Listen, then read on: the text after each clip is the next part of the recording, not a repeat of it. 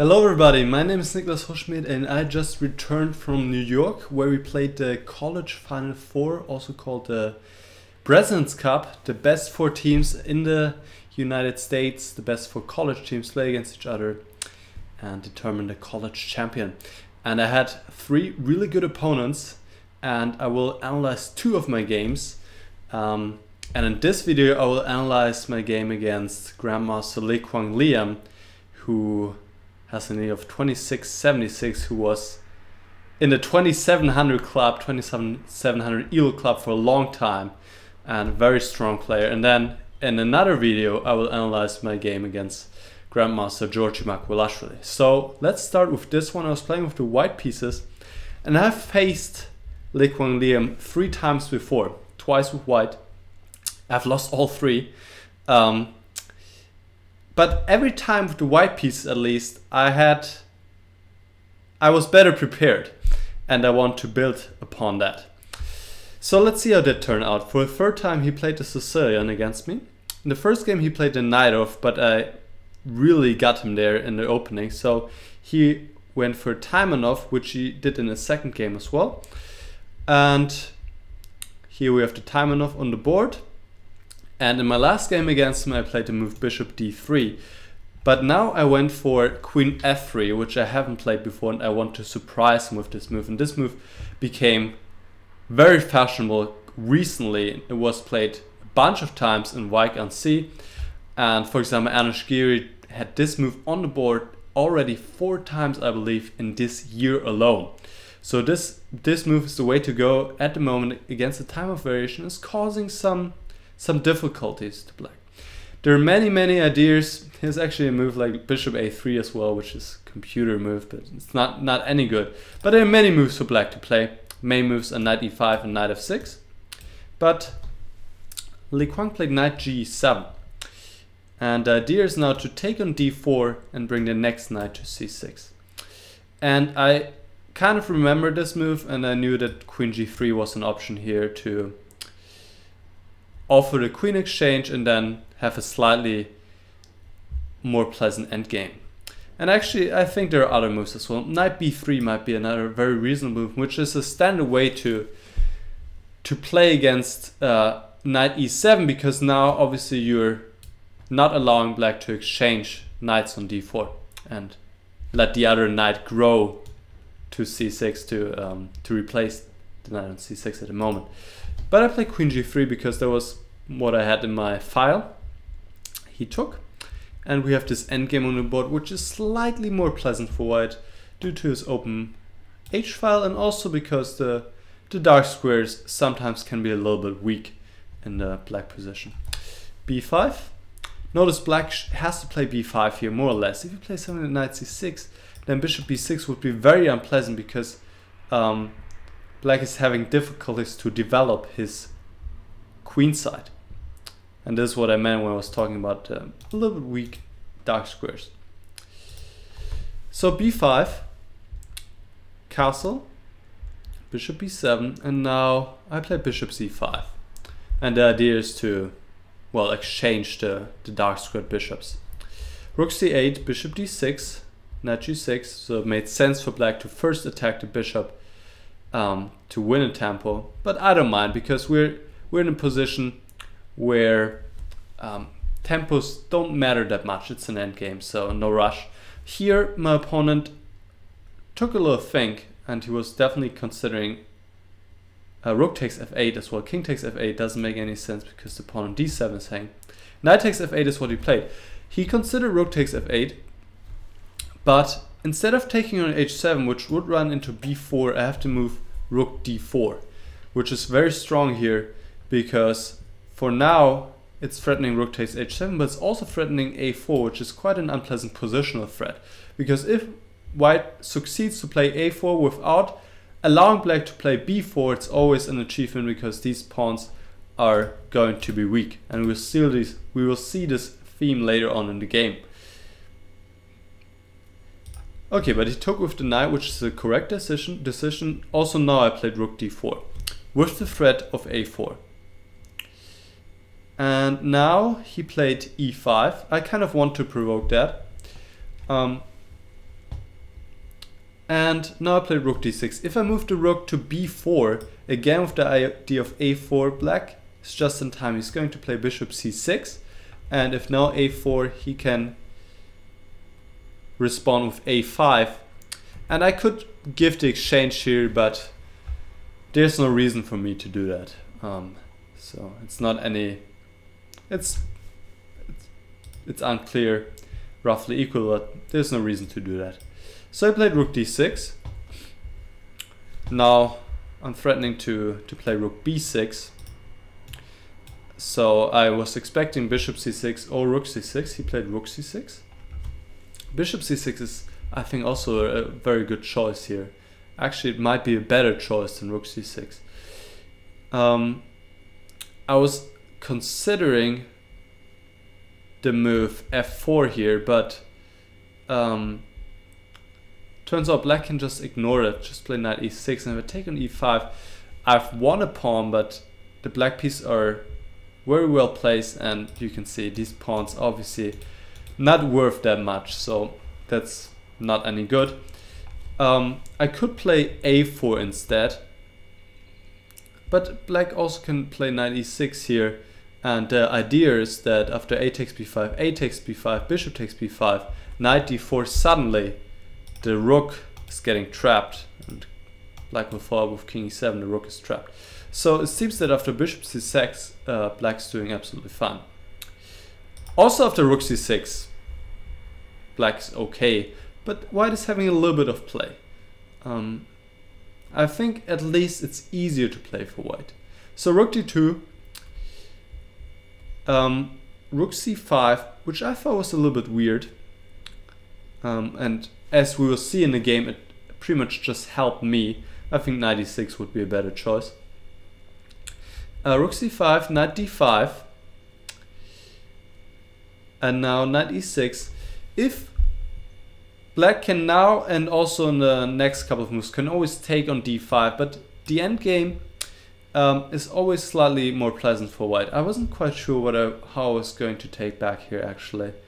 I mean, there's the idea to take with the rook, and now after d6 there's this nice little move a4, and if black takes, well, the pawn a6 hanging, but I like this little swing here, rook h4.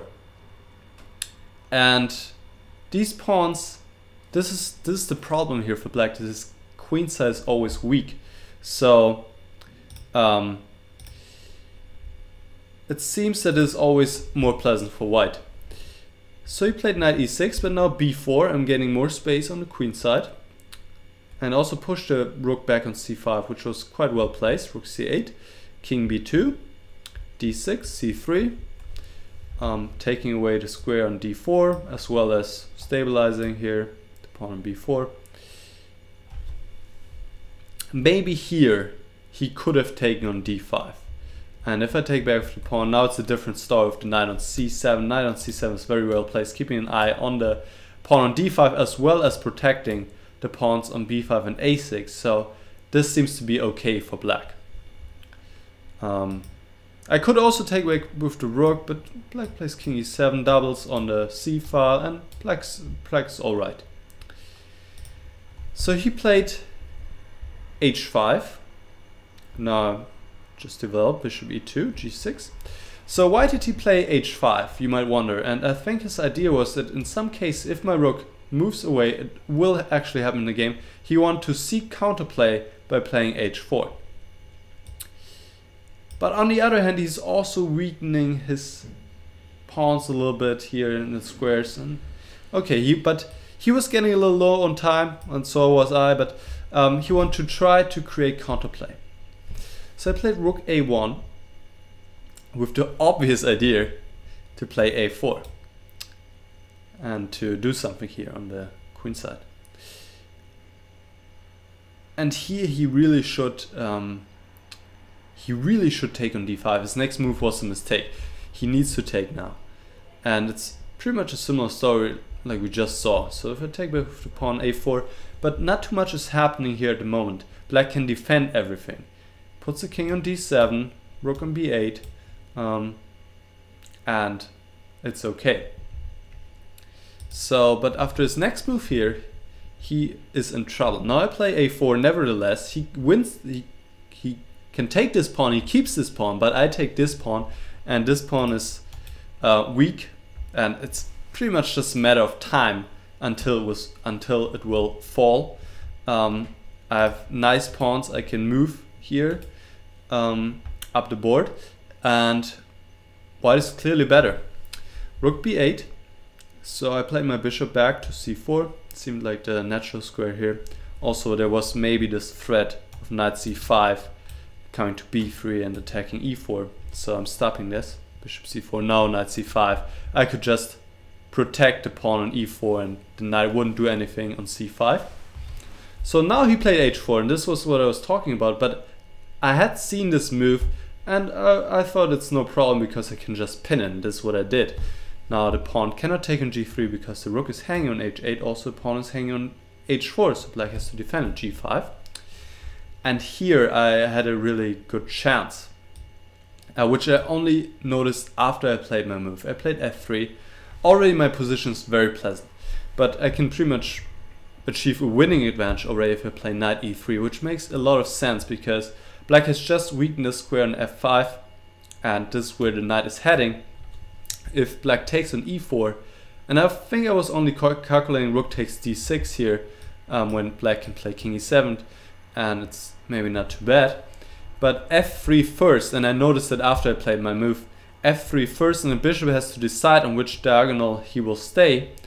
And for example, if the bishop goes to b7, then also square on f5 is an option, and rook b6, and it's just all my pieces are active, and there are too many weaknesses in the black position, too many weakened squares, and this is already a winning advantage for white. Okay, I played f3 with the idea to play knight e3, and this would be just crushing. So he had to take, and he did that immediately. Took on d5. I took with the pawn. Actually, bishop takes d5 is also a very good option. But I like pawn takes d5 for some reason. Just looked very good to have these 3 pawns here on the queen side, and I knew this pawn was going to fall, and also I wasn't sure where he was gonna play his knight to. He played knight f8. Actually, knight g7 would be better. I thought about playing g4, but it seems he can play f5, and it's not too bad because he can get counterplay over the f file. If I keep it like that, he can take on g4 and get counterplay via the f file. So that was a better option for him. But he played knight f8, and now I simply collected this pawn on a4. King e7, king takes a4. Knight d7. Suddenly I realized he's having some counterplay and was actually becoming quite dangerous. At least I felt like. But I was able to calculate everything. It turned out that I had a slim way to get the advantage here. The problem is now that because the rook is protected on h8, he's now threatening to take on g3. But he's also threatening all kinds of stuff with rook c8 and ideas knight c5 and so on. So I had to figure this out. But it turns out I can take on h4, and we'll see how that works out here. Rook c8, king b3, knight c5 check. I was also looking at rook c7, just doubling on the c file, but I'm up 3 pawns at the moment, so it doesn't hurt me too much if I give one back. And now obviously I bring my bishop to c6, and I'm up 2 pawns and clearly better. So instead he played knight c5. Now I bring my king to d3, very important. And now he does the same thing. He also doubles on the c file. I take on g5, rook c8. Now I played rook h4. Maybe isn't necessary. I could play bishop b5 immediately. Rook takes c3, king e2, and then also place my bishop on c6. And I'm up 2 pawns. Still, black's still active, and it's not so easy, but technically speaking, that should be winning. Okay, I played rook h4, it's also fine. Knight b6. Now bishop a6 is important because if I play bishop to b5 now, black doesn't have to take on c3, he can also take on d5. And still threatening to take here. So bishop a6, rook takes c3, king e2, and rook g8. Rook g4. And I really like my rook here. It's protecting the pawn on b4, protecting the pawn on g5. It's well placed, I feel like. Now I played rook b3. I decided to go with this plan to put my bishop on c6, but I'm not quite sure actually if this is really the right plan. Maybe could place my bishop somewhere else as well. Maybe something like, well, bishop d3 probably doesn't work at the moment because of knight takes d5 and bishop c4, knight c3 check. But it seems that the bishop on c6, it looks very nice, but the bishop isn't doing too much, isn't really participating in the game too much. So I'm not quite sure about this plan here. Bishop b5, king f8, bishop c6. Now rook a3, he stops me from bringing my rook into play. King f2, I improve my king position, king g7. Yeah, here should maybe play rook h4. I was afraid of king g6 and now I cannot take this pawn on d6 because of the fork. But I can just, he's not threatening anything, I didn't realize it. He can obviously not take on g5 because I give a check. So now very strong move is bishop b5 to bring the bishop back in the game of bishop d3, and suddenly the bishop is becoming a very active piece. Okay, instead I played king g3, and from here on we were both very low on time. That was a major problem, and we were playing with the time control 90 minutes for the whole game, 30 seconds per move. So we were pretty much playing on increment here, and it's not easy to play such position with low time. Well, for both sides. Rook h8, and now I played rook h4. So we exchange a pair of rooks. He played rook b3, b5. I keep my extra pawns, so the black pieces are still very active. And here he certainly made a mistake. He should bring his knight into action. Knight c4, knight e3, and he has pretty good drawing chance again because all his pieces are well placed. Rook behind the pawn, the king's well placed here, and my pieces are not too active. But he played rook b4, allowing my king to go forward, and now I should be close to winning. Knight c8. So I saw his plan. I thought his plan was to go knight e7 to somehow create checkmating threats, and of course I was concerned about that because I didn't want to lose. I mean, I don't mind not winning and maybe drawing, but certainly I didn't want to lose this position. So here I played rook e2 to cope with this threat, but instead cold-blooded rook a2 would be winning. Knight e7, just rook a7, the rook comes into action, and really there is not much going on. Knight g6, just g3, and so what? Bishop e8 is following, and with the active rook suddenly it becomes very easy for white to win. And also the king is active. I mean, it's kind of two sides of the medal. On the one hand, the king can be in danger, but on the other hand, if the king is not in danger, it's a very active and very powerful piece. So that was a great chance, but I missed it. I played rook e2, and this move came out of nowhere for me. My idea was after knight e7 I want to play a rook e4 to take control of the fourth rank, and that works pretty well. So knight e7 came out of nowhere, and I saw suddenly he wants to pick up my pawn, and there's not much I can do. I played rook e4 nevertheless to improve the position of my rook, and remember we were both down on 1 minute. And here first I thought I would just play something like g3 and f4, but then I saw maybe I can play f4 immediately, and that's a very good move actually.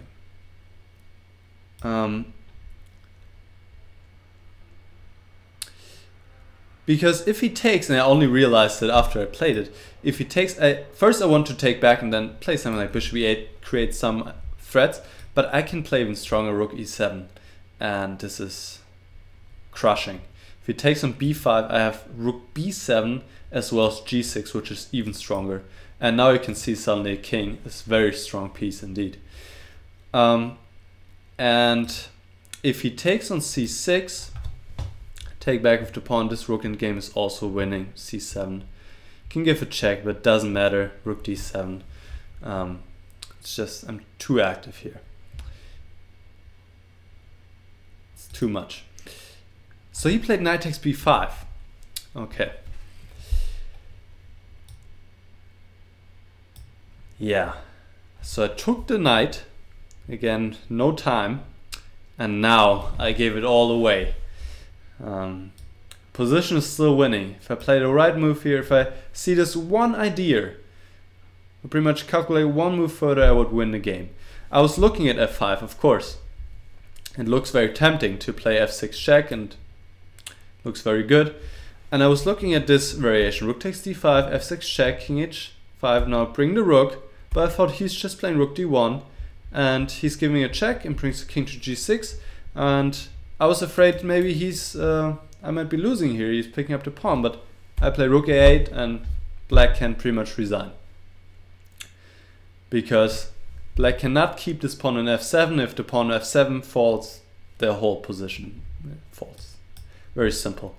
King h7, rook f8, king g6, rook g8, and the pawn is gone, and yeah, that's just gone.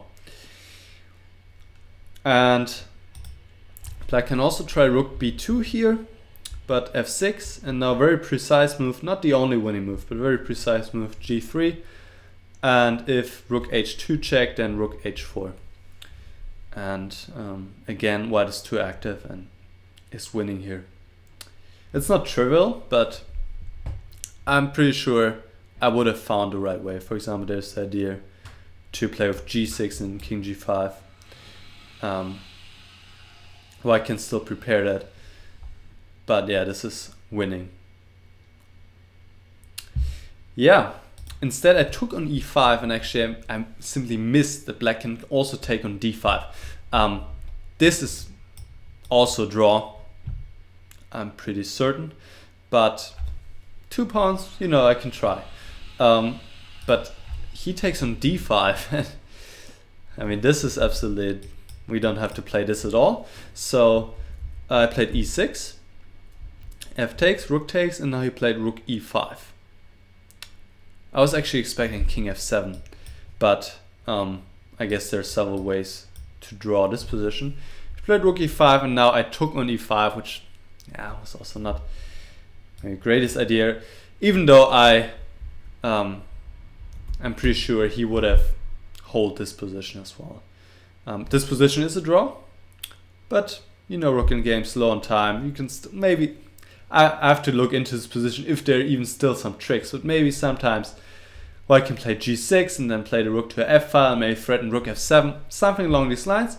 And why not try at least? At least there are some chances. Whereas in the pawn end game, it's very easy for black, obviously, here to draw. I play king h4, yeah, and it's very simple. Just push the pawn and that's it. And we have this position, and that's a draw. Yeah. So as you could imagine, I was a little bit upset that I didn't finish this game off. I think I played a pretty good game. I had him, and I had these 2 winning chances pretty much. One was rook a2, bring the rook over, activate the rook, and it's over, and then f5 in the end. And yeah, well, I simply didn't have enough time. If I had maybe 2-3 more minutes, I could have made it, but since this time control, I blame it on the time control mainly here. With this time control, I couldn't make it, and I didn't find a winning continuation. Alright, I hope you enjoyed this video, guys. Write me your comments below what you thought of this game. And if you haven't subscribed to my channel yet, this is a good chance if you would like to see more of these videos. Alright. I will also put up a link somewhere up there to the video against Georgi Makvelashvili, which was also very exciting, and I would recommend to you to check that out. See you guys, bye.